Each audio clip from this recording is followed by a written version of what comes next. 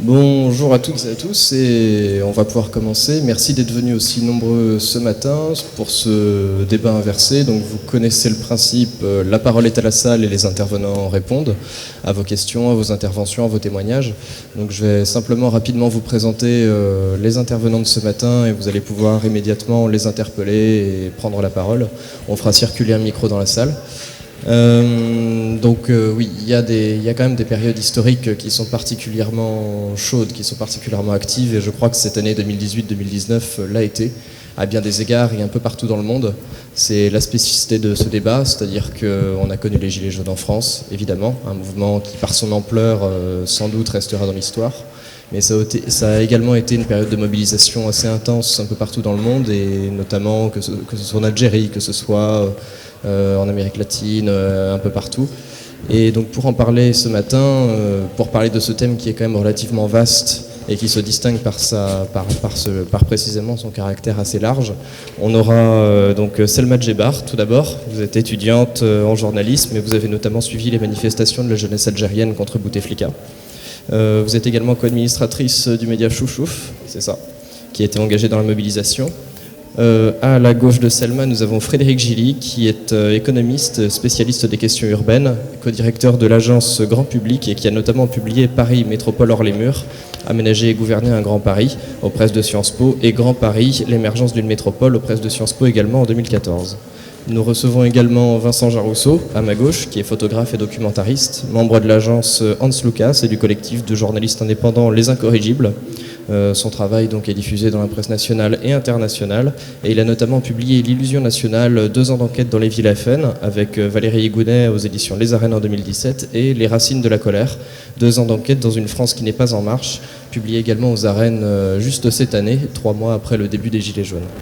Et nous recevons également Aïssata Seck, qui est maire adjointe de Bondy, en charge des relations, des anciens combattants et du devoir de mémoire, qui est porte-parole de Génération, et elle a été à l'origine de la pétition lancée en novembre 2016 qui a permis la naturalisation des tirailleurs sénégalais en avril 2017 par le président de la République François Hollande à l'époque.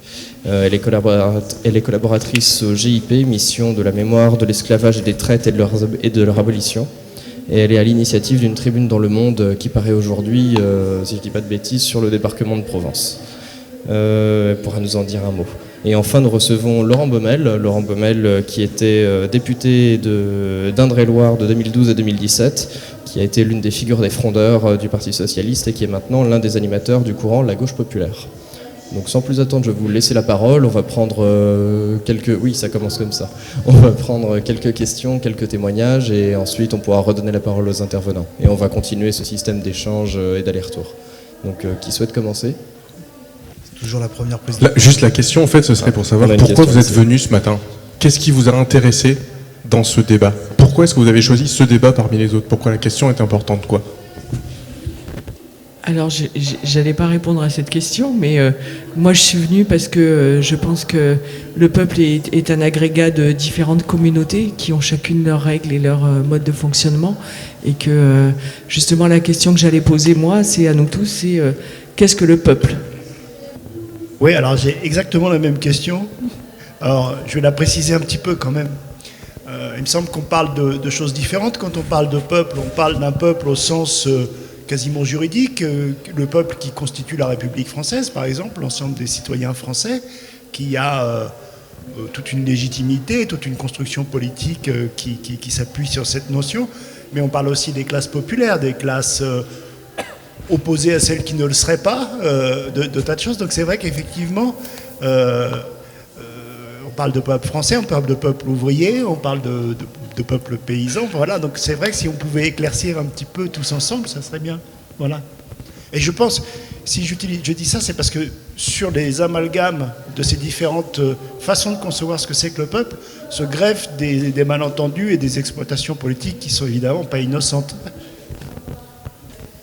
Moi, je suis venue plus pour la deuxième partie du titre. Et comment le trouver ? Parce qu'en fait, je pense qu'il y a... aujourd'hui, il y a une réappropriation du terme peuple par un certain nombre de courants politiques, pas forcément par les gens eux-mêmes d'ailleurs. Et donc, en fait, je pense qu'il n'y a pas tellement de vision commune de ce qu'est le peuple, en tout cas aujourd'hui, c'est vraiment un truc qui cristallise pas mal de débats. Par contre, la question de et comment le trouver, je trouve, est assez porteuse de sens quant à, je sais pas qui a cherché ce titre-là, mais et comment le trouver, il y a un petit côté, moi je trouve, alors c'est qu'on n'est pas le peuple, enfin voilà, ça veut dire qu'ici on serait pas le peuple si on cherche comment le trouver, enfin et comment le trouver dans quel cadre. Est-ce que c'est dans le cadre, enfin parce que cette année on a quand même eu un mouvement social vraiment d'ampleur qui a un petit peu bousculé les choses, on peut le dire. Est-ce que c'était le peuple, est-ce qu'on a trouvé le peuple à cette occasion-là, ou est-ce que ici on a le peuple autour de la table, enfin voilà, est-ce que même le peuple est ici en fait.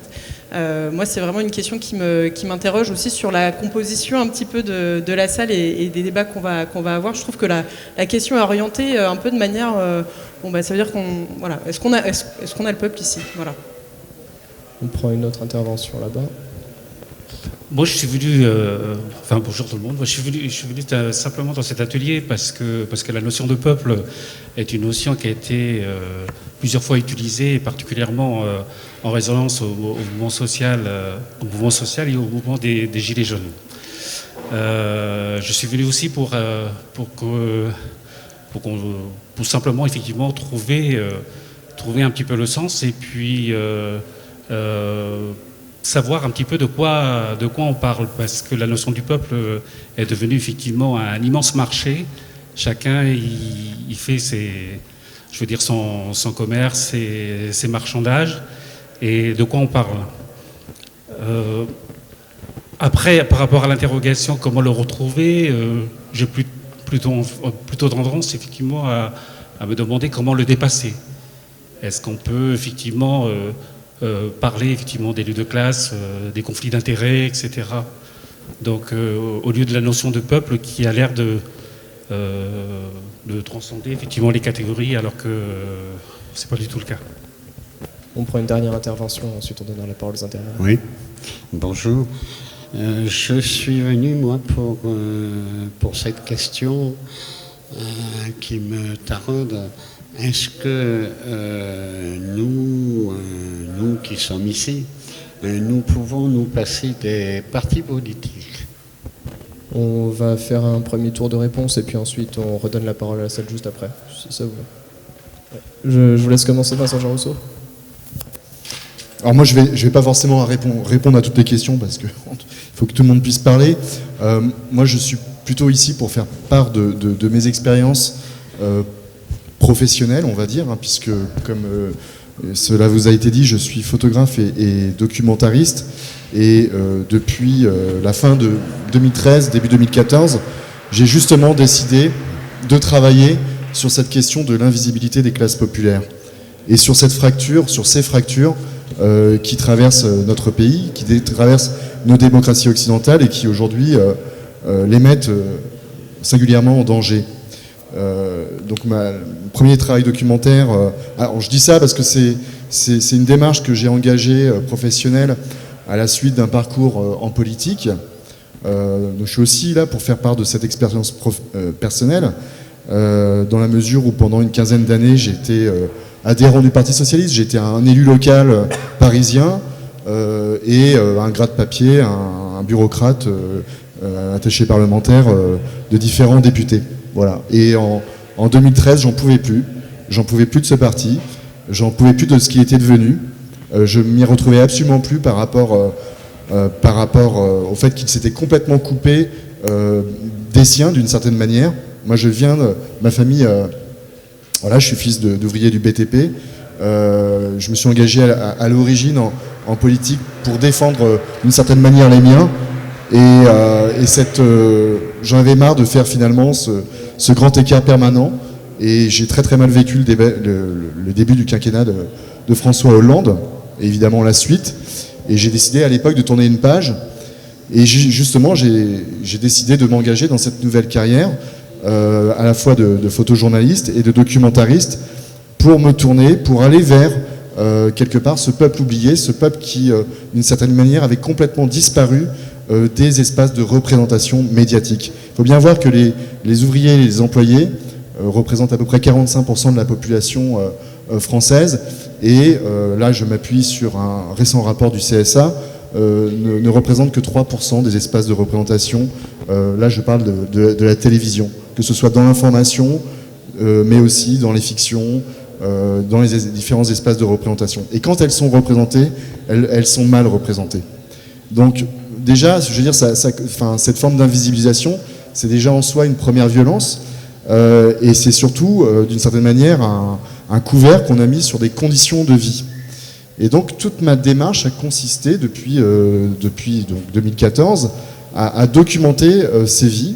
Dans un premier temps, avec l'historienne Valérie Gounet, nous sommes allés à la rencontre des électeurs du Front National dans des communes gérées par le Front National à l'époque, puisque, comme vous le savez, en 2014, 11 mairies avaient basculé.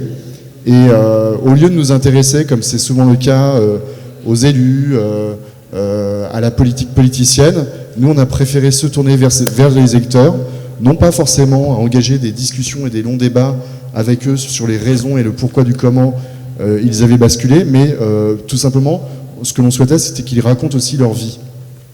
Et évidemment, derrière, il y avait un discours que l'on entendait. Et donc, ça a donné l'Illusion nationale, qui est un... Alors, pour parler de la forme un petit peu, je fais très vite, je suis désolé. C'était un travail où à la fois il y a un travail de représentation photographique et un travail de recueil de la parole sous forme d'enregistrement que nous retranscrivons dans des bulles comme dans une bande dessinée. Ce qui permet en fait au lecteur de s'immerger aussi à sa manière dans ses vies.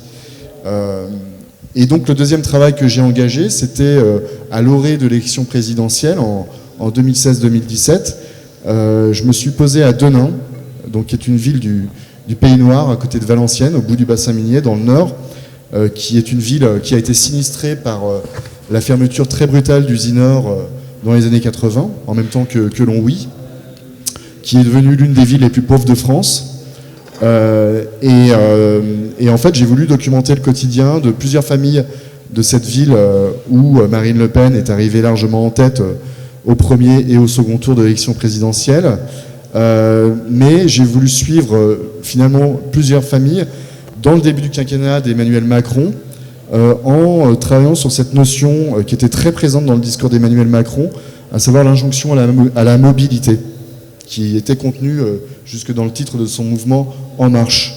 Et donc c'est sous le prisme de la mobilité, en documentant donc les conditions de vie, de travail, de loisirs de ces 8 familles, que l'on en a tiré un récit qui s'intitule Les Racines de la colère. C'est un livre qui est sorti il y a 3 mois et qui, d'une certaine manière, raconte finalement les prémices, tout ce qui a pu nourrir le mouvement des Gilets jaunes, à savoir la dimension économique et sociale en partant de 1979 et de l'annonce de la fermeture d'Usinor. On remonte 40 ans en arrière, on fait une sorte de flashback, et le présent, et les mutations du prolétariat, avec l'atomisation des rapports sociaux, où l'on retrouve finalement des classes populaires qui sont extrêmement atomisées, seules, d'une certaine manière, et qui doivent se débrouiller avec cela. J'en dis pas plus pour l'instant, mais c'était une façon d'introduire les choses. Bonjour, je vais faire comme Vincent. Je vais plutôt parler de mon expérience personnelle d'engagement dans le milieu associatif et politique. Donc, comme m'a présenté Antoine, je suis maire adjointe en charge des anciens combattants et du devoir de mémoire à Bondy, avec une spécificité particulière qui est de faire reconnaître le droit des soldats coloniaux qui ont contribué à la libération de la France pendant les différentes guerres. Quand on m'a proposé d'intervenir sur cette table ronde, la première question que je me suis posée, c'est qui est le peuple ? Qui est le peuple et comment aujourd'hui il est défini tel quel dans notre société française. J'ai voulu au départ préparer une intervention bien cadrée et je me suis dit, comme c'est dans le cadre d'un débat inversé, ça risque d'être compliqué et ça se trouve peut-être être hors sujet. Mais la première des questions, en tout cas, la première des réflexions que je me suis faite, c'est de me dire, bon, Aïssata, tu as grandi au Mureau, dans les Yvelines, tu es issu d'un quartier populaire. Aujourd'hui, tu es élu en Seine-Saint-Denis, dans une banlieue populaire, et dans tes différents engagements, dans tes différentes rencontres, tu t'aperçois que la population, notamment issue de l'immigration, ne se sent pas considérée comme étant le peuple français. Je vais m'expliquer et développer un peu plus. Bon, on est en Seine-Saint-Denis, on est dans un territoire assez difficile, assez compliqué, qui est confronté à un certain nombre d'inégalités, de discrimination, de complexité au niveau de l'éducation. Et on se dit pourquoi dans des départements comme celui-ci, ou aussi dans des territoires éloignés, on est confronté à ces difficultés-là. J'ai voulu faire un peu de sociologie, même si ce n'est pas une de mes spécialités, mais je me suis quand même posé la question de savoir est-ce que le fait d'être issu de l'immigration joue sur la question de est-ce qu'on est considéré comme étant le peuple. Personnellement, je pense que cela joue, oui. Je pense que cela joue quand on a par exemple un gouvernement de gauche qui décide d'envisager de faire voter une loi sur les questions de déchéance de nationalité.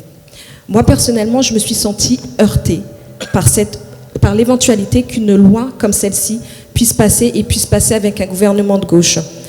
En 2012, j'ai fait campagne, je suis ancienne socialiste aussi comme Vincent, j'ai quitté le parti en 2017 pour des raisons et on pourra l'évoquer ensuite si vous le souhaitez. En 2012, j'ai fait campagne pour François Hollande dans les quartiers populaires. J'ai fait du porte-à-porte, j'ai fait du militantisme lambda. Et très souvent, je défendais notamment le droit de vote des étrangers aux élections locales. J'y croyais vraiment. Je pensais vraiment qu'un gouvernement comme le nôtre allait en tout cas essayer de le mettre en place. Ce que je regrette aujourd'hui, c'est qu'on n'ait pas essayé. J'aurais voulu que notre gouvernement essaye, tente, fasse tout pour qu'on puisse le mettre en place. Et ce que je regrette, c'est qu'on ne l'ait pas fait, et j'aurais préféré qu'on essaye et qu'on se casse la figure. Là, ça n'a pas été le cas. Avec ces questions d'échéance de nationalité, avec la question du droit de vote des étrangers, en tout cas, dans le milieu des quartiers populaires, je pense que l'on a perdu le peuple. On a perdu une partie du peuple qui croyait vraiment en ces choses-là, et on a perdu aussi une partie du peuple de toutes origines, parce que c'est quand même des combats qui ont été menés, qui ont été défendus par des personnes de toute confession, de toute origine, quel que soit son milieu social quand on est de gauche. Pour revenir à la question des Gilets jaunes, les Gilets jaunes ont lancé un appel après la 3e manifestation, je crois, aux personnes issues des quartiers populaires. On a demandé aux quartiers populaires de rejoindre le mouvement des Gilets jaunes. Et beaucoup ont été étonnés que les personnes des quartiers populaires, le peuple des quartiers populaires, on va parler de peuple parce que c'est notre sujet aujourd'hui, ne rejoignent pas ce mouvement. Ce qu'il faut savoir, c'est que quand on est issu d'un quartier populaire, on est gilet jaune depuis de nombreuses années. Les difficultés auxquelles sont confrontés les gilets jaunes, les manifestations qui ont été engendrées suite à ces difficultés, on les vit quotidiennement depuis un certain nombre d'années. On a eu en 2005 les émeutes en banlieue, et c'est là qu'on aurait voulu avoir un peuple qui se soulève, et on ne l'a pas eu. On a été plutôt stigmatisé, on a été pointé du doigt, et on est constamment pointé du doigt, notamment aussi quand il y a des élections qui se préparent. Les médias, pas tous, mais en tout cas un certain nombre de médias, évoquent souvent, quand on parle des quartiers populaires, on parle souvent du taux d'abstention et on les pointe du doigt. Mais ce que je voudrais aujourd'hui, c'est qu'au lieu de pointer du doigt ces personnes-là, c'est de se remettre en question et de savoir pourquoi les gens ne votent plus. Pourquoi les gens sont éloignés des politiques? Pourquoi les gens décident de ne pas s'investir dans le milieu politique? Je pense et je considère que l'État ne remplit pas ou n'a pas rempli son contrat envers ces quartiers. Et du coup, d'autres mouvements se mettent en place. Il y a l'engagement associatif. Je pense qu'en 2020, nous allons avoir une énorme surprise dans les différentes élections locales. Je pense qu'il va y avoir beaucoup de listes citoyennes. Pourquoi des listes citoyennes? Tout simplement parce que le peuple ne se sent plus représenté par les politiques que l'on a actuellement. Et j'en sais quelque chose en tant qu'élue et en tant que maire adjointe. Beaucoup soulèvent le fait que les politiques sont venus dans les quartiers ou viennent uniquement dans les quartiers au moment des élections et ne se sentent pas représentés. Et contrairement à nos parents Moi, mes parents sont venus dans les années 60, notamment mon père, il était venu pour reconstruire la France. On a été, je dirais pas lobotomisés, mais quand j'ai eu 18 ans, quand mes frères et sœurs ont eu 18 ans, mon père nous levait le matin pour aller voter et nous disait « Il faut aller voter et vous devez voter à gauche. Parce que la gauche, c'est celle qui sera la meilleure pour vous. C'est celle qui vous aidera, c'est celle qui vous permettra d'avoir une vie et des conditions décentes dans la société française. » Aujourd'hui, je regrette que dans un certain nombre de nos quartiers, il y a un fort taux de la population qui vote le Front National. Pour moi, c'est inconcevable de me dire que quand on est issu de l'immigration, on vote Front National. J'essaye de comprendre, je veux savoir pourquoi. Pourquoi on vote Front National? Tout simplement parce que les dirigeants que nous avons élus à la tête de ce pays n'ont pas été à la hauteur des enjeux auxquels on s'attendait dans ces différents quartiers.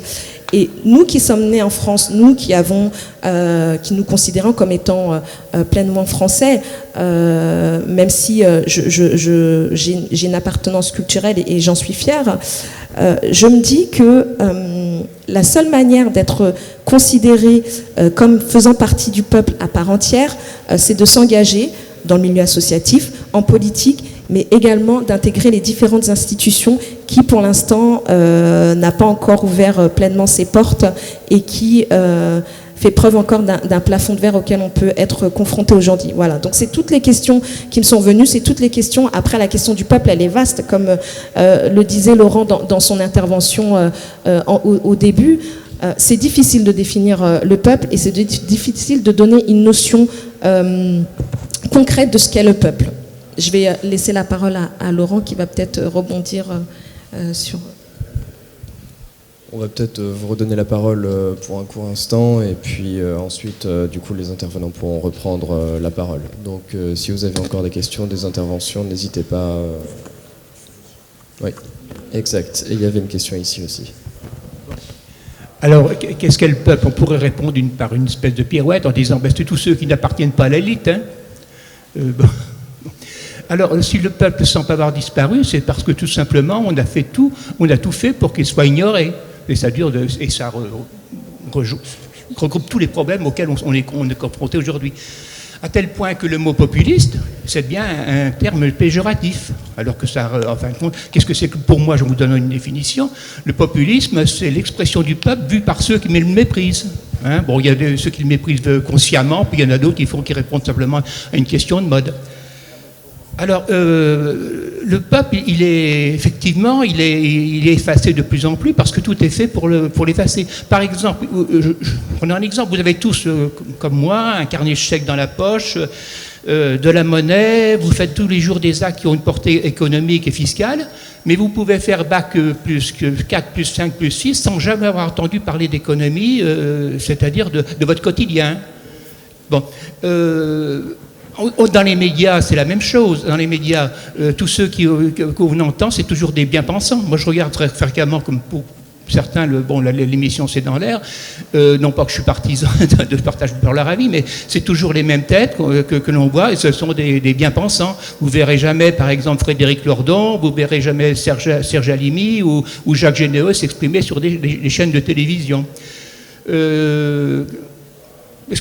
Qu'on pourrait dire, on peut prendre de nombreux... Alors oui, en ce qui concerne les gilets jaunes, à l'instant, vous y avez fait allusion.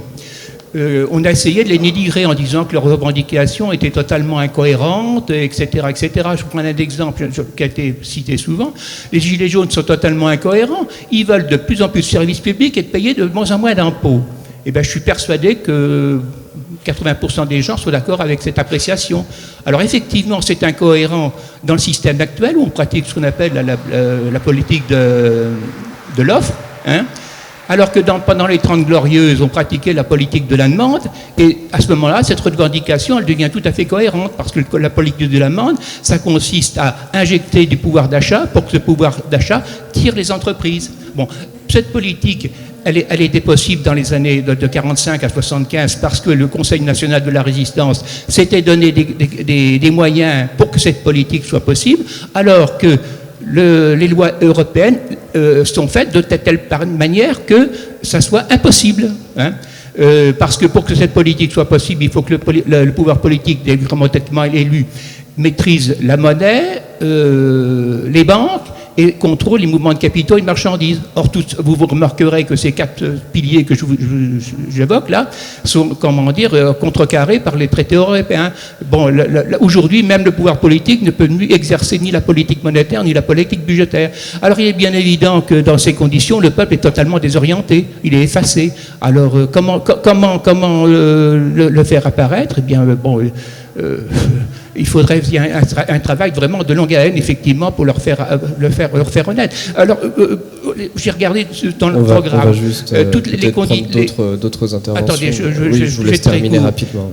Toutes les thèmes qui ont été abordés ici, on doit en arriver à la conclusion qu'il faut, c'est assez visible, il faut reconstruire à gauche pour que justement pouvoir refaire renaître le peuple. C'est tout à fait normal. Je vais juste vous demander des questions plus courtes et des réponses plus courtes aussi pour que tout le monde puisse parler. Je vous en prie. Ouais. Je vais essayer de faire bref, mais ça ne va pas forcément être évident. Moi, je suis venu ici parce qu'effectivement, cette notion, elle m'interpelle, elle me fait peur. Je vais essayer d'expliquer pourquoi. Et je pense que ce n'est pas forcément dans l'affrontement élite-peuple qu'on le définit. Je vais essayer de faire bref. Hein. Je suis né étranger, en terre étrangère, et je suis réfugié, tout simplement. Pour faire très très bref, je suis né d'origine libanaise en Égypte avec la nationalité anglaise, et je vis en France depuis plus de 60 ans. Et je suis marié à une Normande par Ligo, 3 enfants, école publique, tout va bien. Une carrière qui s'est bien passée, j'ai vécu en HLM, famille nombreuse, réussite, si vous voulez, assurée, je fais très très bref. N'empêche que je n'ai toujours pas l'impression de faire partie d'un peuple. Alors que j'ai occupé des fonctions qui seraient par définition tout à fait représentatives de l'appartenance à un peuple. Je vis en Charente. Je suis sur un territoire depuis 30 ans pour lequel j'ai beaucoup œuvré, qui m'a apporté. Je suis dans un conseil de développement aujourd'hui, je suis toujours un étranger. Toujours. Je suis dans la parole citoyenne, je suis toujours un étranger. Alors la question que je me pose, c'est est-ce qu'on ne peut pas substituer, et ça sera toujours éphémère, et ça sera toujours défini temporairement par un territoire et un ensemble de relations, est-ce qu'on ne peut pas s'interroger plutôt sur le commun ou les communautés éphémères auxquelles on appartient et auxquelles on peut contribuer? Une dernière intervention peut-être, et ensuite on vous laissera répondre. Laurent Baumel, vous voudrez commencer celle-là ensuite? Ouais, moi je voulais juste, moi je vais être brève. Je pense qu'effectivement beaucoup de gens se sentent ignorés par les politiques, etc., que c'est un discours qu'on entend souvent. Moi je pense qu'il y a le peuple, disons, les politiques et les corps intermédiaires. Moi je suis délégué syndical dans un grand groupe industriel et je me sens très seule et toute la journée on me renvoie l'image de ceci, cela. Moi je pense aussi qu'il faut responsabiliser les gens. Moi je considère que je fais plein de choses et que toute la journée on m'explique que je n'écoute pas. Sauf que je suis toute seule, je ne suis pas toute seule, mais on est très seul et qu'il faut que les gens se responsabilisent, que je crois à l'école, je crois à l'éducation, je crois qu'il faut enseigner la politique, qu'il faut enseigner le syndicalisme, qu'il faut enseigner l'engagement. Et que si les gens ne s'engagent pas, on n'aura pas avoir des politiques géniaux, des syndicalistes géniaux, on sera très très seul. Et que quand on est seul, quand on n'est pas soutenu, voilà, on est tout seul. Donc 3 questions sur le rapport peuple-élite, sur le sentiment d'appartenance aux communautés éphémères et sur la question de l'engagement, Laurent Baumel, et ensuite du coup Selma. Bon, moi je crois qu'on a 2 notions de peuple, une notion un peu philosophique et une notion un peu plus sociologique, et que politiquement on a besoin des 2. On a besoin de la notion un peu philosophique qui nous vient des Lumières, de Rousseau, de 1789, de tout cet héritage-là. Une nation qui, dans le fond, au moment de la Révolution française, s'est réappropriée sa souveraineté avec le lien qui a été fait entre la souveraineté populaire et la souveraineté nationale. Ça, c'est très précieux. c'est très précieux pour des raisons qui ont été évoquées avant moi. C'est qu'on a toujours besoin de sentir, d'éprouver le fait qu'on forme une communauté nationale. Pourquoi la déchéance de nationalité est une erreur fondamentale?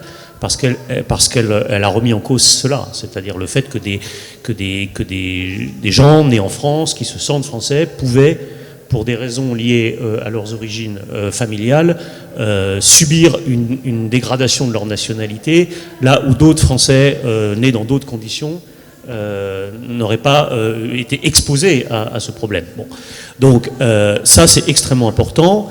Bien sûr, cette histoire de communauté nationale, c'est devenu plus compliqué que ça ne l'a été à d'autres périodes de l'histoire, même si ça a toujours été plus compliqué qu'on ne le croit rétrospectivement. Moi, par exemple, qui vous parle, personne ne le sait ici, aucun de mes 4 grands-parents n'était français, ça ne se voit pas, ça ne se sait pas. Ça fait partie de ce qu'a été capable de produire le modèle d'intégration à la communauté nationale française. Et puis il y a une autre acception qui est politiquement essentielle aujourd'hui, c'est une acception plus marxiste, plus sociologique du peuple, c'est-à-dire une définition à partir de la sociologie. Et à partir de 2 choses, ce qu'on appelait autrefois, dans un langage devenu suranné, aujourd'hui la position dans les rapports de production, appelons ça aujourd'hui les catégories socio-professionnelles, c'est plus technocratique, mais tout le monde comprend de quoi on parle. Pour moi, le peuple, c'est le corps central de la société française, c'est-à-dire l'addition des gens qui sont dans les situations les plus précaires, les plus difficiles, ce qu'on appelle les exclus, les gens qui vivent dans les quartiers populaires, mais aussi le monde du salariat, les ouvriers qui représentent encore 25 à 26% des actifs, et puis ce qu'on pourrait appeler les employés routiniers du tertiaire, des gens qui ont des tâches qui ne sont pas des tâches d'ouvriers au sens classique du terme, mais qui s'y apparentent dans le monde des services tel qu'il s'est développé aujourd'hui. Tout ça constitue un ensemble qui, pour moi, est le corps central de la société française. Je pourrais le définir aussi par son rapport, non pas à la production, à l'appareil de production, mais son positionnement dans l'État-providence et l'État social. Dans le fond, le corps central de la société française d'aujourd'hui, c'est les gens qui ont le sentiment que la machine aspirante et refoulante de l'État social, impôts, dépenses, ne fonctionne plus à leur profit. Parfois à tort d'ailleurs, hein, parce que beaucoup de Français sous-estiment objectivement ce que la sécurité sociale gratuite et un certain nombre de mécanismes, les services publics gratuits leur apportent. Il y a en réalité de la redistribution. Mais c'est vrai qu'il y en a moins que ce qu'on prétend. Moins que ce qu'on prétend parce que la taxation, le système d'impôt n'est pas aussi progressif que ce qu'on prétend et parce qu'il y a une extension progressive du marché dans toute une série de secteurs qui fait que les couvertures sociales, les protections se dégradent. Et puis aussi, j'y reviens, parce que dans les rapports de production eux-mêmes, les salariés sont soumis depuis maintenant plusieurs décennies à l'intensification de la pression, à la dégradation des conditions salariales, à la précarisation des statuts. Et donc, de ce point de vue-là, il y a un corps central de la société française qui est en souffrance. Et la vraie question, d'un point de vue politique, c'est de savoir si la gauche, et là je ne parle pas que du Parti socialiste, je parle de la gauche dans son ensemble, a construit, ou est en train de construire, ou pourrait construire dans les années qui viennent, une offre politique qui réponde à cet agenda des couches populaires et moyennes. Bon. Et de ce point de vue-là, et je terminerai par là, parce que ce débat a été évoqué dans le deuxième tour des questions, il y a effectivement un sujet sur le populisme, parce que la question de la construction d'une offre politique qui réponde aux attentes et aux demandes des couches populaires, ça n'est pas la même chose que de brandir ce concept contre des élites et contre un système, en considérant qu'à partir du moment où on a brandi ce concept, on a réuni les couches populaires derrière soi. Il faut adresser concrètement les questions dont je parle. Et par exemple, la question du pouvoir d'achat, il faut la combiner avec la question écologique. Il faut la combiner avec la question, par exemple, de l'insertion du pays dans la mondialisation, donc la question de la régulation des échanges. Il y a toute une série de sujets qui doivent être articulés et qui fait qu'on ne peut pas simplement résoudre le problème de la connexion de la gauche aux couches populaires par la proclamation théorique du fait qu'on est du côté du peuple contre les élites. Il y a des questions de programme. Et je termine là-dessus, il y a aussi des questions de valeurs. Parce que le peuple n'a pas toujours raison. Et que quand on fait de la politique, on est à la jonction d'une analyse de la réalité et des couches sociales et des attentes de ces couches auxquelles on veut répondre, mais aussi de ses propres valeurs, c'est-à-dire des systèmes de référence à partir desquels on pense ces réponses. Et un point extrêmement important, c'est pour ça que nous avons ce débat ici et en dehors d'ici tous les jours en ce moment, c'est de savoir si par exemple la notion de gauche reste un référentiel important pour apporter une réponse aux couches populaires. Moi, je fais partie des gens qui pensent qu'on ne peut pas subordonner la question de la réponse aux couches populaires, on ne peut pas subordonner le clivage droite-gauche à la question de la réponse aux couches populaires. La question de la réponse aux couches populaires, comme la réponse aux questions des enjeux écologiques, doit être pensée à partir d'un système de valeurs qui est celui de la gauche. Selma Djebar, et ensuite on vous redonne la parole et Frédéric Gilly répondra en priorité à la salve suivante. Je t'en prie. Bonjour, moi je suis ravie d'être parmi vous. Je vais parler un petit peu de l'Algérie. Je sais que ce n'est pas le sujet principal ici, mais je vais essayer de vous donner une petite lecture ou du moins une impression de ce qui se passe en ce moment en Algérie. La question centrale, c'est le peuple. Et en Algérie, on a eu l'impression de perdre le peuple ces 20 dernières années. Et depuis le 22 février, date à laquelle a débuté le processus révolutionnaire dans lequel on se trouve, eh bien, on l'a retrouvé un petit peu. Donc le peuple, c'est peut-être un ensemble de personnes sur qui s'exerce un pouvoir. Et en tout cas, c'est comme ce que disait tout à l'heure, ce que vous disiez plus tôt, c'est lier la souveraineté nationale finalement à la volonté populaire. Et c'est ce moment précis où nous sommes en ce moment. Pourquoi est-ce qu'on a perdu le peuple? Probablement à cause de la machine répressive du régime algérien, probablement parce que l'exercice démocratique a été impossible et phagocyté ces 20 dernières années, et aussi par rapport aussi à une incointance probablement des médias, des corps intermédiaires, et je suis journaliste en herbe, je sais un petit peu de quoi je parle, je suis aussi co-administrateur d'un site, d'un média alternatif, et si ce n'était la participation massive des gens, du peuple donc, pour relayer l'information et être au plus proche de ce qui se passe, eh bien la partie aurait été perdue depuis bien longtemps.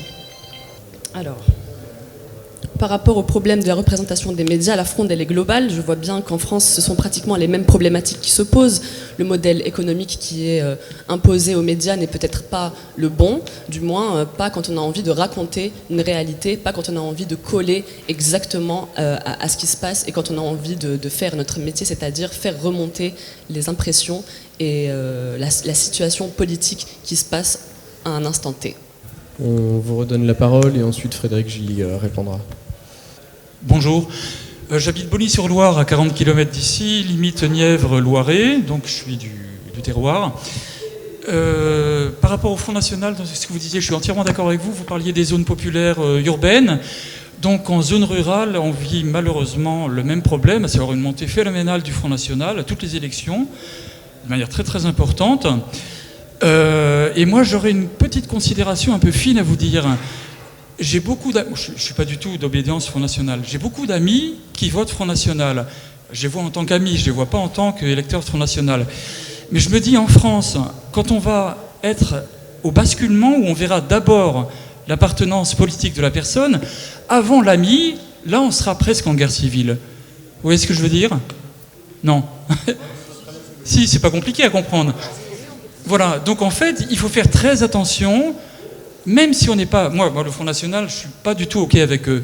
Mais je préfère encore voir l'ami que voir la personne. Mais c'est difficile. C'est difficile. Mais si on ne fait pas cet effort-là, on ira au crash, à mon avis. Il y avait une question juste à ma droite. Alors moi j'ai une question encore sur le comment du coup, parce que on a bien vu effectivement votre perspective chacun, je trouve, sur la notion de peuple, sur aussi par rapport à votre expérience, à vos disciplines, à vos travaux respectifs, mais comment en fait, parce que moi comment on trouve le peuple, alors si on doit effectivement le retrouver, moi je trouve il y a quelque chose, enfin il y a deux choses qui ressortent, c'est la question de la confiance.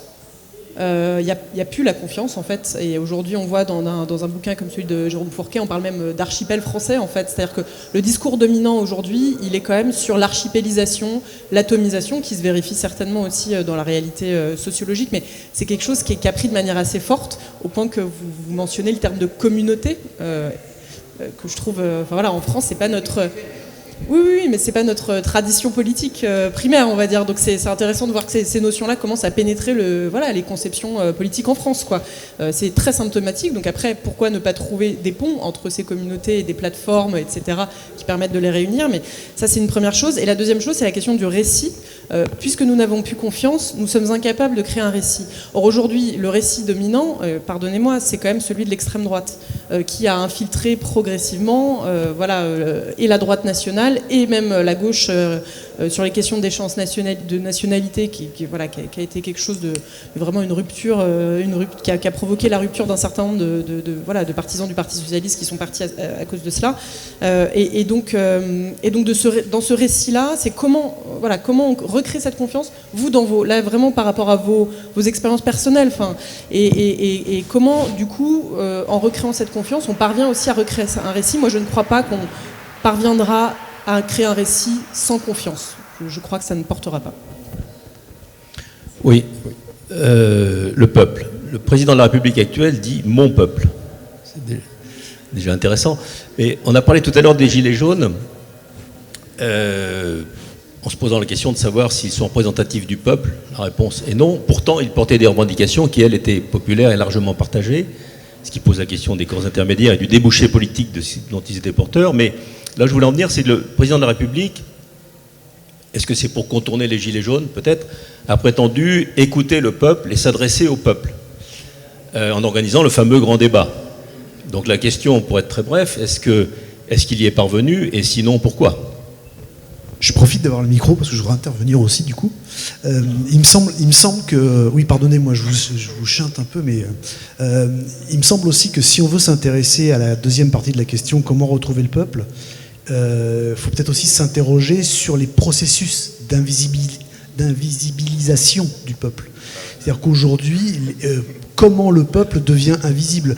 Je vous donne un exemple sur la question du chômage de très longue durée. Aujourd'hui, on se rend compte dans les milieux ruraux et pareillement dans les milieux, dans les banlieues, on se rend compte qu'il y a des gens qui sont devenus invisibles parce qu'ils ne participent plus à la vie de la cité, parce qu'ils n'ont plus d'emploi, et que tout ça, ça révèle aussi d'un processus complexe de disparition. Et comment on résout cette problématique-là? Comment on envisage l'existence, comment on retrouve le peuple, comment on envisage l'existence du peuple en essayant de retrouver une méthode pour lui permettre d'émerger. J'arrête de parler, il y avait une question là. Oui, bonjour. Une dernière intervention et ensuite on refera. Voilà. Mais on doit terminer à 12h45 et on doit tenir les horaires. Alors, pour donner quelques éléments de mon histoire personnelle qui vont peut-être éclairer aussi ma question. Moi, je suis né à l'étranger, je suis né au Maroc, j'ai grandi au Maroc, je ne suis pas français, donc, et dans ma famille, on n'est pas du tout politisé, donc on n'a jamais voté. Moi, personnellement, je n'ai jamais voté. En fait, on a une analyse très conceptuelle de ce qu'est le peuple, donc on a une analyse, première analyse peut-être sociologique avec le regard du photographe, puis politique, nationale, on va dire, avec l'élu. Et moi, il y a deux interventions qui ont un écho particulier en moi. C'est l'intervention de monsieur, qui est d'origine libanaise, si j'ai bien compris, et la déléguée syndicale, qui en fait me font m'interroger sur le sens du peuple, parce qu'on a tendance à voir le peuple comme un objet politique, donc on manipule. Donc les hommes politiques viennent nous dire que le peuple c'est ça. Donc on est vraiment conceptuel. Moi, je me demande si finalement le peuple c'est pas quelque chose qu'on ressent. Ce qui est en commun entre les Gilets jaunes ou l'expérience algérienne et ce que disait monsieur en disant moi le peuple finalement je l'ai jamais ressenti, j'ai l'impression qu'on est dans une analyse très froide en fait de ce que peut être le peuple, et donc finalement ma question est plus une intervention, un apport pour essayer de redéfinir ce qu'est le peuple. Et en fait la question c'est pas comment retrouver le peuple, mais c'est comment retrouver la volonté d'être ensemble, comment retrouver la volonté de vivre ensemble. Donc c'est peut-être pour moi, c'est le cœur de la question. Et plutôt que d'essayer de voir le peuple comme un objet politique qu'on manipulerait, qui serait aux mains des populistes un jour, puis aux mains des bons démocrates un autre jour, de voir comment on peut le faire ressentir par chacun d'entre nous dans la société dans laquelle on vit tous ensemble. Voilà. Merci pour vos interventions. Frédéric Gilly, puis Vincent Jarousseau. Je vais juste rebondir directement sur les deux dernières interventions, parce que moi c'était un peu les clés autour desquels tournait ce que je m'étais dit qu'il fallait que je partage. C'est-à-dire, en gros, pourquoi et comment on a perdu le peuple, si on l'a perdu? Et qu'est-ce que c'est, en fait? Est-ce que c'est une notion théorique? Ou est-ce que c'est une notion physique, intime, sensorielle aussi? Et en fait, mais avant d'arriver à ces points-là, je m'étais posé la même question que vous, madame. Je m'étais dit, mais pourquoi il se pose cette question-là? Pourquoi il se pose cette question-là? Parce qu'en gros, où est le peuple? Ça révèle deux types de questions possibles. Hein. C'est soit on connaissait le peuple dans toute sa définition précise et on s'insurge contre le fait que ça ait disparu, soit ça veut dire qu'on pense qu'il y a toujours un peuple, mais que c'est pas nous. Et donc ça veut dire que la gauche prend conscience qu'elle n'est plus le peuple. Alors là, c'est inquiétant. C'est à la fois rassurant, parce que les sujets sont mis en discussion, et c'est inquiétant. Et alors je me suis dit, mais résultat, pourquoi ils se mettent à le chercher maintenant? Pourquoi on l'a perdu? Et je me suis posé la question de savoir, est-ce que dans les lieux dans lesquels les dirigeants de la gauche vivent, travaillent, réfléchissent, pensent, il y a les espaces de confrontation directe, récurrents, quotidiens avec le peuple? La réponse ne m'a pas forcément fait plaisir quand j'ai analysé ce qui s'était passé dans les 40 dernières années. Après, je me suis dit, mais au-delà de ça, c'est pas parce qu'on ne vit pas quelque part qu'on ne peut pas connaître, qu'on ne peut pas partager, qu'on ne peut pas... Je veux dire, l'histoire des combats sociaux et politiques des 2 derniers siècles, elle s'est en partie faite avec des avant-gardes éclairées qui étaient des élites. Donc c'est pas la question, peuple, élite, il ne faut pas les opposer. Ils peuvent se rassembler. Donc je me suis dit, c'est pas juste qu'ils n'habitent pas aux mêmes endroits, c'est peut-être qu'ils ont renoncé à les chercher. Alors pourquoi est-ce qu'on peut renoncer, quand on est de gauche, à chercher le peuple? Je me suis dit, parce qu'il y a les logiques d'appareils. Quand on passe son temps à discuter dans des appareils, forcément, comme on n'a que 24 heures dans une journée, on ne va pas à la sortie des usines ou à la sortie des McDo. Le deuxième élément, c'est que c'est venu déjà un tout petit peu dans le débat. L'idée que la fragmentation de la société fait que ça ne sert plus à rien de chercher un peuple. Il faut répondre à des objectifs catégoriels, à des demandes précises, à des logiques, on est interpellé par des communautés, par des catégories, et il faut répondre de manière pratique, technique, aux problèmes de chacun. Donc on dépolitise pour des bonnes et des mauvaises raisons, c'est même pas la question, mais ça produit de la dépolitisation. Quand on dépolitise, on ne cherche plus le peuple. Troisième raison, c'est que on se bouge beaucoup, madame l'a dit, votre témoignage, je l'entends très très souvent. Et de la part de délégués syndicaux, beaucoup de la part d'élus locaux, qui disent « Non mais je fais des débats tous les soirs je fais des débats participatifs, et ils ne viennent pas. Donc qu'on ne me reproche pas de ne pas écouter, les gens ne sont pas là. C'est des mauvais citoyens, le peuple. » Non, mais vous ne l'avez pas dit, mais en fait on sentait dans votre désespérance le même écho de désespérance que monsieur quand il parlait tout à l'heure du fait qu'on se sentait méprisé. C'est un peu les mêmes... on est sur un registre du désespoir. Donc, et le fait est qu'on finit par oublier la question de à quoi ça sert de chercher le peuple. Je pense qu'il y a une réponse pratique, une réponse théorique et une réponse politique. Ça sert en pratique parce que le peuple, c'est un collectif, et dans les débats politiques, l'union fait la force, le peuple, ça change les rapports de force. On l'a vu dans les Gilets jaunes, ils portent des revendications qui sont dans le débat public depuis des plombes. Je ne dis pas qu'ils ont obtenu des gains politiques, mais ils ont fait exister politiquement et publiquement des questions qui étaient là et qui n'existaient pas dans le débat public. Donc de fait, quand le peuple, quelle que soit sa définition, quand le peuple se met en mouvement, massivement, ça fait exister politiquement des débats. Donc pourquoi il faut le chercher? Parce que sinon, les combats politiques sont perdus d'avance. Deuxième question, c'est une question théorique. Parce que, et vous l'avez dit à l'instant sur la question de l'Algérie, quand vous dites un ensemble de personnes sur lesquelles s'exerce un pouvoir, moi ça a fait directement à monsieur tout à l'heure quand il parlait de c'est dans l'air. Alors c'est pas le même pouvoir que celui de Bouteflika, mais c'est le pouvoir des médias qui fait peser une chape, et dans une démocratie, C'est un problème. C'est un problème théorique quand dans une démocratie, on a collectivement le sentiment que le peuple n'a pas le pouvoir. Et on est de l'ordre du sentiment. Je ne discute même pas de savoir si c'est raison ou tort. C'est un sentiment qui est quand même super largement partagé. On a travaillé au début de l'année sur la question du débat national. 95% des gens qu'on a rencontrés partageaient le sentiment. Ils ne le soutenaient pas. Mais quand on allait les voir, ils disaient « je comprends ». Une directrice financière qu'on a interviewée à Paris nous disait « moi, je ne soutiens pas ce mouvement, et puis même politiquement, je pense qu'ils font une erreur. Ce n'est pas les bonnes tactiques, ce n'est pas les bonnes méthodes. Mais les gens qui sont dans la rue, je les comprends ». Donc en fait, on est dans une situation dans laquelle, théoriquement, on doute de notre démocratie. Et ça, c'est un sujet. Et enfin, le dernier point, politiquement, le peuple n'existe pas politiquement. Il n'y a pas un peuple. Un peuple, c'est une construction politique. Et c'est là où ça renvoie à ce que vous disiez, monsieur, sur la question de la sensibilité, de l'échange, de l'interaction. C'est dans la discussion, c'est dans le combat commun, c'est dans la rencontre, c'est dans l'événement partagé que se crée le sentiment d'être ensemble. Aujourd'hui, on doute de la possibilité d'intérêt général, mais l'intérêt général, on doute parce qu'il n'existe pas. Je veux dire, à force de faire de la politique à base de gestion, de courbes, d'inversion, de quoi que ce soit, on a perdu le sentiment que l'intérêt général, il se construisait. Et il se construit en direct, dans des salles, dans des moments comme ça, mais dans des moments comme ça où, pour le coup, tout le monde est représenté. Parce que vous posiez la question de comment, et j'y viens pour terminer, et je vous promets que je ne serai pas beaucoup plus long que ça, parce qu'une fois qu'on a fait ce diagnostic-là, la réponse, elle va assez vite, quoi.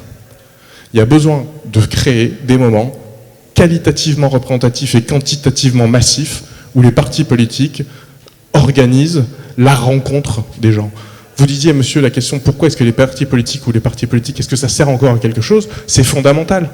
Parce qu'il y a besoin qu'ils se nourrissent de ce que dit l'assemblée de la population, les débats qui la traversent, de manière à poser les repères. Les gens, enfin moi je suis intervenu tout à l'heure dans le débat sur la laïcité, j'ai aucun point de vue sur la laïcité. J'ai un point de vue sur ce dont on est en train de discuter, mais j'ai aucun point de vue sur la laïcité. Si je discute pas avec vous, je me fais pas de point de vue sur la laïcité. C'est dans la discussion. Et le boulot des partis, c'est d'organiser les moments et les espaces où cette discussion va être possible, et pas juste de les organiser. De travailler et d'écouter et d'analyser derrière qu'est-ce que les gens disent, de manière à produire les cadres et les repères. Parce qu'aujourd'hui, le souci, il est là. Il est qu'on a perdu l'idée et l'envie de rassembler les gens. Aïssa Tassek, très rapidement, et ensuite Vincent Joros. Oui, bah, du coup, je vais rebondir sur la question du collectif et du commun.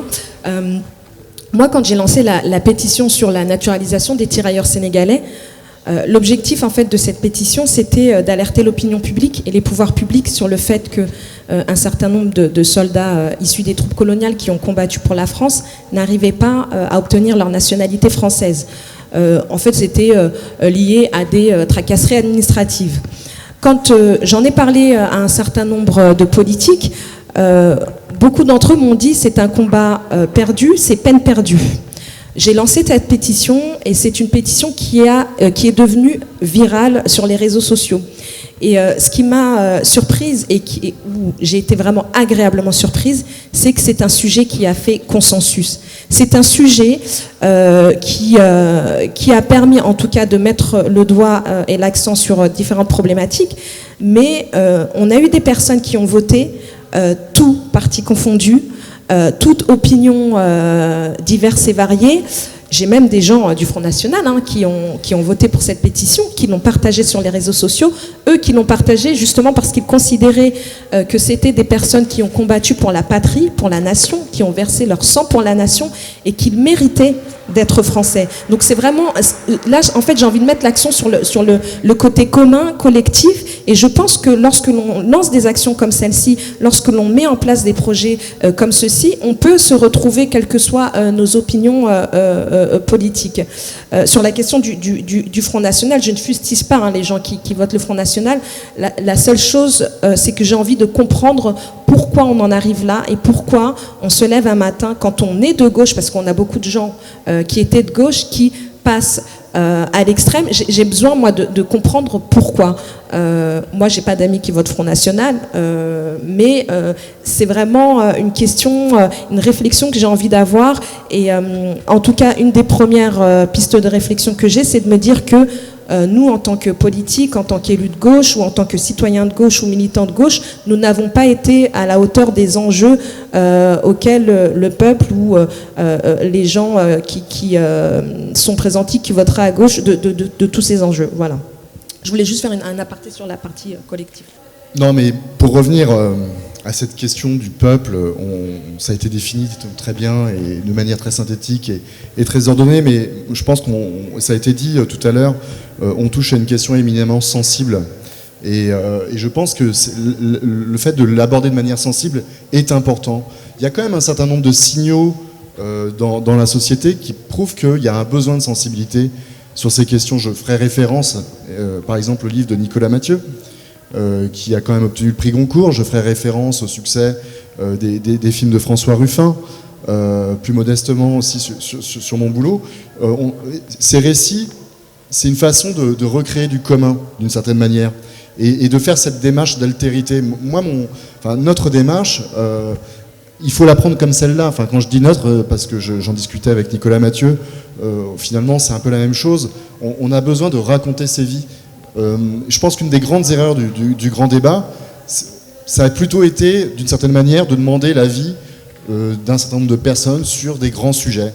Voilà, très froids, des espèces de monstres froids, où on demandait aux gens de se prononcer de manière technique sur des grands sujets. Avant même, finalement, de documenter leur vie, de raconter leur quotidien.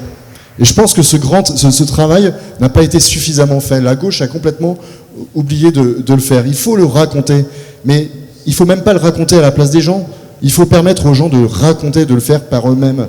Ça a été la démarche révolutionnaire, ça a été la démarche des cahiers de doléances, qui sont des formidables outils, où en 6 mois, les Français de l'époque ont décrit leurs conditions de vie. Et en partant de ces conditions de vie, on a fini par déterminer quels étaient leurs besoins réels. Je n'invente rien, hein, c'est Bruno Latour qui raconte cela, et je pense qu'il a tout à fait raison. Et puis, il y a besoin de raconter ces histoires.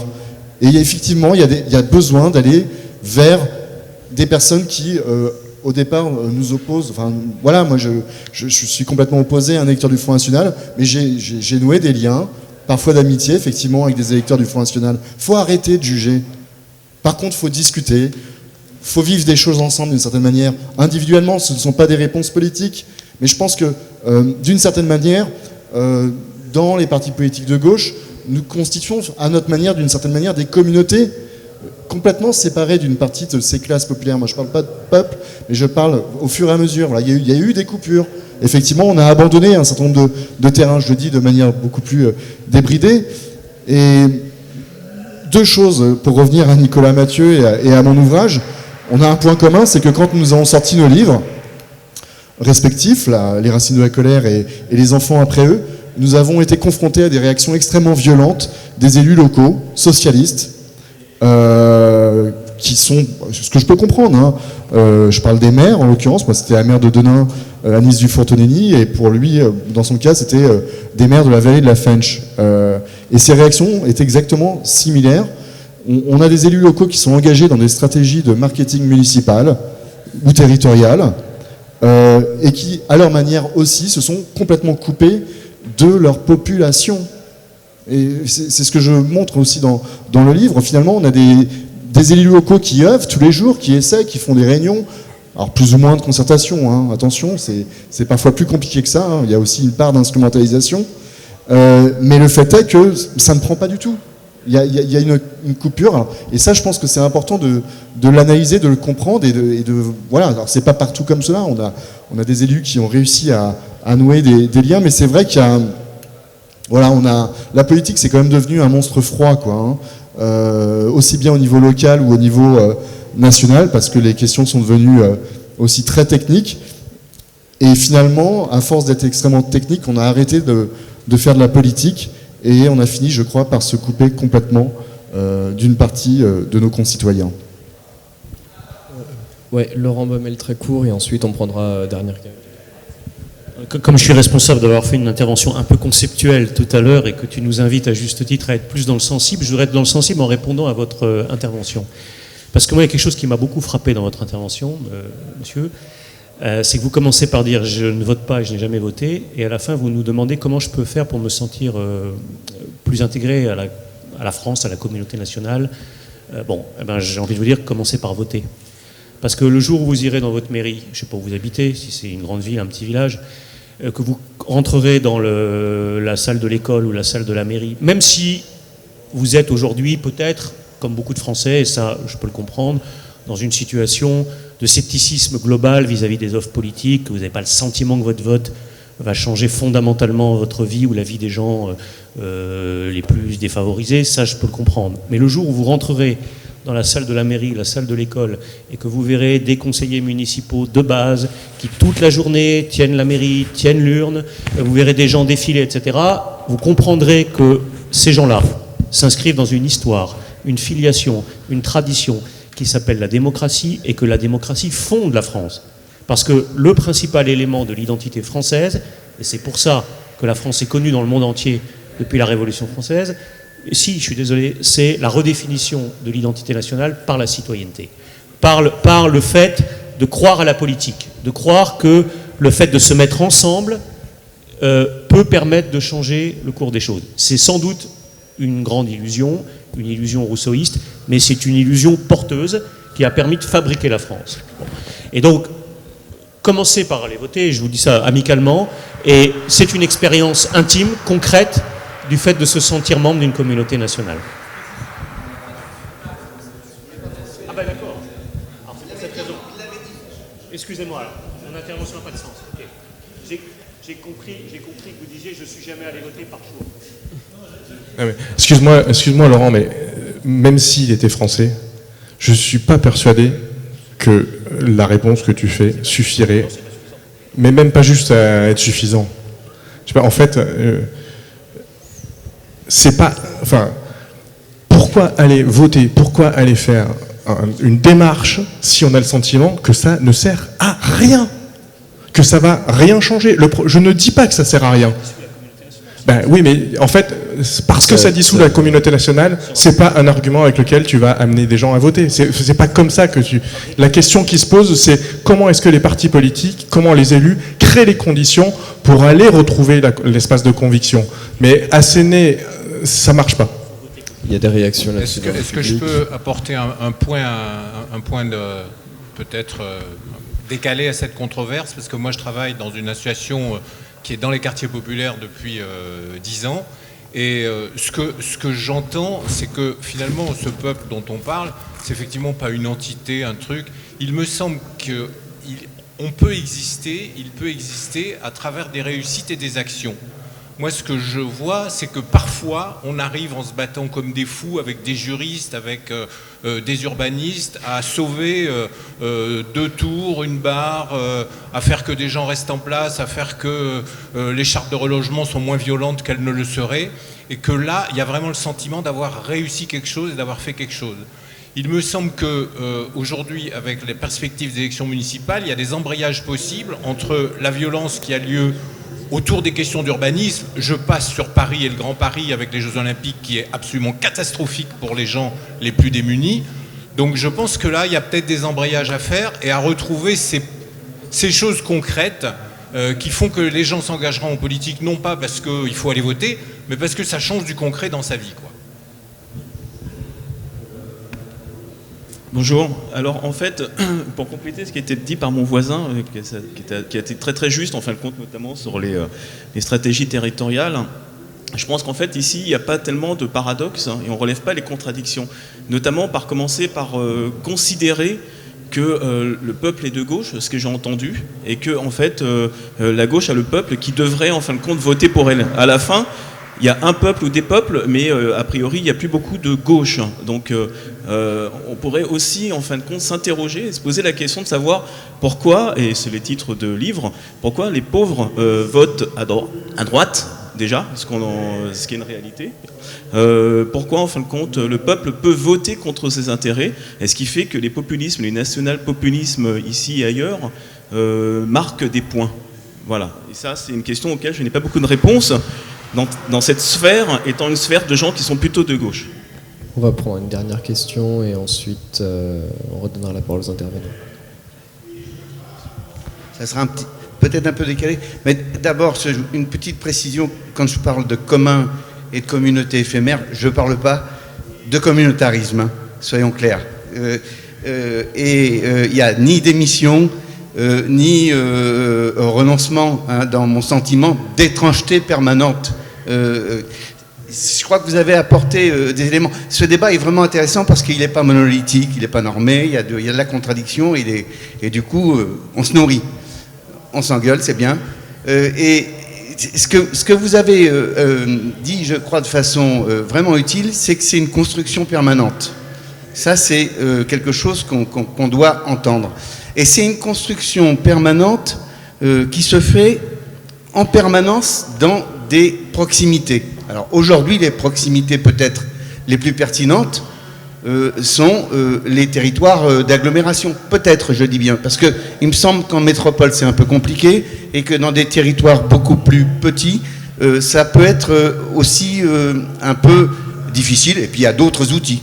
Il y a la vie associative, il y a la vie purement locale. Mais ça exige effectivement de l'engagement et du débat citoyen en permanence. Et c'est ça, en fait, le véritable outil du comment. Ça exige que la démocratie participative soit effective et vivante. Ça exige qu'à côté de tout ce qu'on connaît, qui permet de construire un peuple, une nation, des lois, de l'équité, tout ce que vous voulez entendre par là, et qui est tout à fait utile pour un sentiment d'appartenance un peu plus global, se construisent des récits territoriaux partagés. Voilà, ça c'est la question. Mais on est dans une grande tension, vous l'entendrez bien quand même. Une tension qui a été, sur le plan du territoire national, rendue beaucoup plus forte avec la loi Notré, en particulier avec ces regroupements dans des très grandes régions, là où l'échelon était à peu près réglé au bon endroit en termes de régions précédemment. Et puis, on est dans une grande tension, vous l'admettrez, et ça fait à peine 15 jours que ça s'est passé, ou 3 semaines, je ne sais plus exactement, dans le fait qu'on est dans un univers de normes, de lois, etc., au niveau de l'Europe. Une Europe qui a beaucoup de mal à se définir des intérêts communs. Je vais faire très court en fait. Voilà, je suis élu d'une commune de la région parisienne. Je suis maire adjoint en charge de l'ESS. J'ai comme vous tout un tas d'analyses sur les raisons pour lesquelles on a perdu le peuple, mais à l'heure d'aujourd'hui, ça me paraît pas très important. Ce qui me paraît important, c'est de définir des pistes effectivement pour le retrouver. Et je donne simplement trois idées très courtes. La première piste, à mon sens, c'est la culture. Pas forcément sous la forme d'essais où chacun apporte sa pierre à l'édifice, mais on a besoin de séries, de scénarios pour parler aux jeunes, pour parler au peuple, qui remettent du sens dans l'aspect culturel. La deuxième chose, c'est forcément l'économie sociale et solidaire. Il y a plein de choses qui se font partout sur les territoires. J'entendais parler tout à l'heure des chômeurs de longue durée. On a des programmes zéro chômeur de longue durée qui se mettent en œuvre. Mais peut-être il faut en parler plus. Il faut en parler plus souvent. Et j'en viens à la troisième piste, qui est une piste éminemment, je fais écho à l'intime, c'est effectivement, dans les rencontres qu'on fait, de porter cette parole-là, y compris auprès de gens qui en sont aujourd'hui extrêmement éloignés. Voilà. Avant de vous laisser répondre, simplement préciser que la librairie se tient juste à côté de l'accueil, que Vincent Jarousseau dédicacera ses livres tout à l'heure à 12h45. C'est aussi l'occasion de prolonger un petit peu la discussion et qu'un dîner se tiendra ce soir. Je n'en sais pas beaucoup plus, mais renseignez-vous. Qui souhaite commencer? Oui, Aïssaté. Oui, très rapidement par rapport à ce que vous disiez, monsieur, sur les quartiers populaires et la rénovation urbaine. Donc effectivement, des efforts ont été faits et c'est extrêmement important d'avoir mis en place ces rénovations urbaines.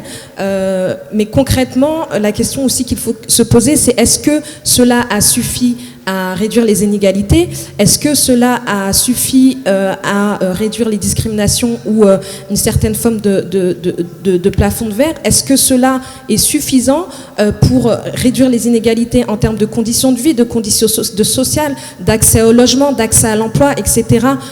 Non, aujourd'hui, ça n'a pas suffi. Et je pense que tant que dans ces différents territoires, tant que dans ces différents quartiers, on sera confronté à ces difficultés qui sont énormes et qui sont vécues quotidiennement par ces populations, on aura du mal à trouver des personnes qui se sentiront à part entière comme étant, entre guillemets, le peuple. Mais c'est vrai que ce que vous disiez, c'est extrêmement important, que des choses sont faites localement, et je pense qu'il est important de les maintenir, et même que ces actions soient soutenues par nos différents gouvernements. Mais la question aujourd'hui que je me pose, c'est quelles actions mettons en place pour réduire ces inégalités qui se creusent de plus en plus?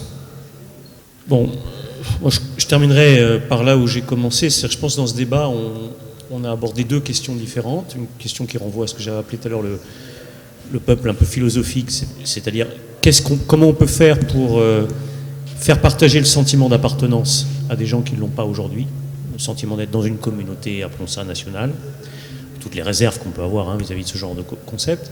Et puis une autre question qui est, pour le peuple qui se sent peuple, mais qui se sent oublié de la politique, qu'est-ce qu'on peut faire pour le retrouver? Sur la première question, je rejoins les réponses qui ont été données. La réponse, elle est de l'ordre du sensible, c'est-à-dire qu'il faut des expériences communes partagées. La culture peut être effectivement une piste, qui font que des gens se sentent partie prenante d'une communauté nationale, à leur place dans cette communauté nationale. Et c'est vrai que se vivent sur les territoires des expériences intéressantes. Les élus locaux ne sont pas que des gens qui manipulent, qui instrumentalisent et qui confisquent la parole. C'est aussi des gens qui passent beaucoup de temps à organiser des choses, des événements, des lieux de rencontre, des moments de rassemblement, et que le sentiment d'appartenance à une communauté locale, mais au-delà à une communauté nationale, peut aussi se construire à partir des expériences locales. Ça, c'est une richesse que nous devons intégrer. Et j'ajoute quand même, parce que je tiens à ce que j'ai dit tout à l'heure, même si on n'est pas d'accord, la France, depuis 1789, se définit par la politique, et on ne doit pas lâcher là-dessus. La gauche ne doit pas lâcher sur le fait que l'appartenance à la communauté nationale, c'est d'abord l'appartenance à la communauté des citoyens, même si elle peut prendre différentes formes. Après, l'autre question qui a traversé le débat, c'est comment on retrouve les gens qui se sentent peuple français et qui simplement ont le sentiment que l'État ne fonctionne plus à leur profit, que la machine n'est plus tournée vers leurs besoins, leurs attentes. Et moi, c'est comme ça que j'ai interprété l'irruption du mouvement des Gilets jaunes. Je pense que c'est une partie des gens... Alors, ils sont invisibles, ça ne veut pas dire qu'ils ne pèsent pas, parce que les Gilets jaunes, les classes moyennes, les classes populaires intégrées font les résultats électoraux depuis toujours. Depuis toujours. C'est ce corps central qui a choisi Sarkozy en 2007, c'est ce corps central qui a choisi Hollande en 2012, et c'est ce corps central, pardonnez-moi de vous le dire, qui a choisi de donner une majorité écrasante à Macron aux élections législatives. Donc le peuple existe dans le processus démocratique. Il a le pouvoir. Simplement, il n'a pas la visibilité. Et d'une certaine manière, il est systématiquement floué par les gens à qui il donne le pouvoir. Et ça, c'est notre sujet. C'est-à-dire comment on peut reconstruire non seulement des réponses programmatiques et politiques, mais des réponses méthodologiques. Pour moi, et je terminerai là-dessus, un des grands défis que nous avons, nous, à gauche, collectivement, quelles que soient nos sensibilités, nos partis, nos expériences, nos affiliations actuelles ou futures, c'est comment, si un jour nous revenons au pouvoir institutionnel, national, comment nous pouvons-nous garantir que le programme que nous aurons concocté dans les années précédentes soit réellement le programme que nous appliquons malgré la pression de la technostructure d'État, malgré la pression des milieux économiques et des marchés financiers. Et là se pose la question de la connexion permanente avec le peuple, c'est-à-dire des forces de rappel que nous sommes capables de construire en amont pour garantir ensuite l'effectivité de l'exercice du pouvoir. Ça nous renvoie à un débat que l'on connaît bien historiquement.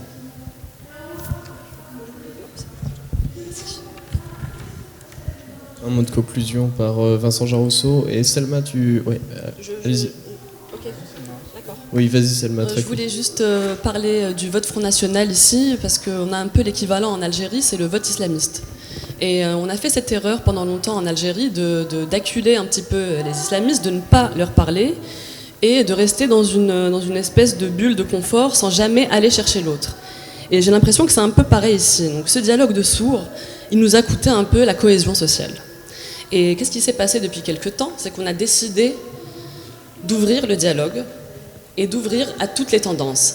Ce qui a eu comme résultat d'absorber un petit peu la radicalité qu'il pouvait y avoir dans certains discours. Il n'y a pas que ça, bien sûr.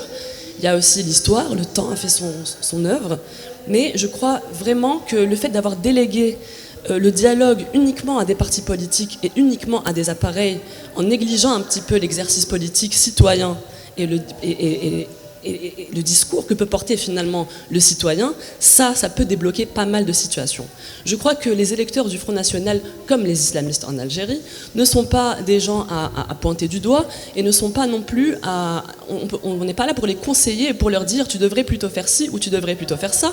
Il faudrait d'abord être dans une logique de compréhension. Qu'est-ce qui pousse ces gens-là à se radicaliser? Pourquoi est-ce qu'ils votent Front National ou islamiste dans le cas de l'Algérie? Qu'est-ce qui fait que nous nous sommes perdus en route? Et pourquoi on a l'impression de ne plus avoir envie de vivre dans le même pays et sous les mêmes valeurs? La chose positive quand même, c'est que au-delà des divergences politiques, on va dire, on peut toujours se rencontrer sur les valeurs. Donc une fois qu'on se met d'accord sur le socle de valeurs communes, et il me semble qu'en France, le socle de valeurs communes est assez puissant, je ne sais pas si je me trompe, mais il me semble puissant, je crois qu'avec ça, le risque d'effritement de la nation, il est quand même minime, on va dire. Donc pour moi, le plus important, c'est de poursuivre le dialogue, de désamorcer certaines bombes qui finalement, avec le vivre ensemble, avec l'autre, se sentir exister dans les yeux de l'autre, en société, c'est important. Voilà. Je partage complètement, et je dirais que ça a des conséquences très pratiques. Il y a des élections municipales l'année prochaine. Je serais assez curieux de savoir combien de listes seront construites et le programme sera construit après avoir fait des tournées de porte-à-porte pour écouter les gens, et pas à l'envers, ce qui se passe d'habitude, où le programme il se fait avec quelques militants, et puis derrière on va faire le porte-à-porte pour distribuer le flyer. Je veux dire, le jour où les partis politiques au niveau local et national auront changé l'ordre des facteurs entre on écoute et on travaille, on aura fait, je pense, des très très gros progrès dans la capacité de portage et de construction de programmes politiques alternatifs. Oui. Non, enfin, rapidement, et pour rebondir sur pas la dernière intervention, excusez-moi, mais sur la question du socle des valeurs communes, c'est une notion extrêmement importante. Mais moi, je voulais finir par ça. On n'en a pas beaucoup parlé finalement.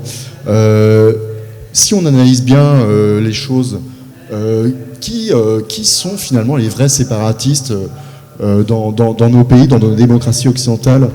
Ce sont finalement cette oligarchie, c'est, je sais pas, les 10% les plus riches, ou peut-être un peu moins, les 5% les plus riches, qui ont décidé finalement de ne pas consentir à l'effort national, à l'impôt, qui ont décidé finalement de tirer le plus grand parti personnel, et qui, d'une certaine manière, sont dans une forme de décadence. Aujourd'hui, on assiste à une décadence de l'oligarchie, qui est une décadence à la fois sociale, puisque il se coupe d'une certaine manière. On a eu un creusement gigantesque des inégalités. Vous avez vu par exemple la progression des revenus des milliardaires en France, plus de 35%.